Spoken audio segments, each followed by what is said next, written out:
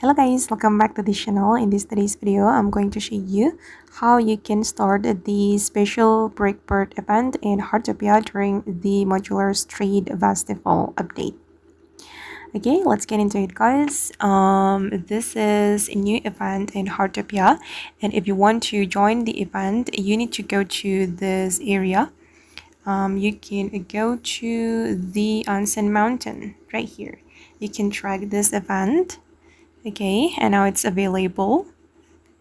Okay, then you're going to track it, and after you arrive at this location, you can click on this bird watching device, and you're going to click on start special break bird event, and it will need the break ticket. It costs 20 break ticket guys, and you can start it. And from this event, you can catch the special brick bird, which is called the Colorful Brick Sparrow. Let me show you my bird watching diary. I've just catched the Colorful Brick Sparrow from the special brick bird event.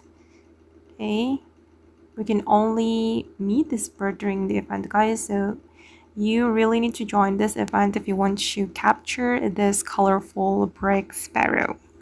This is a very special bird. Or if you don't want to spend your break ticket, you can wait for your friends to start the event or for the other players to start the event and you can join them.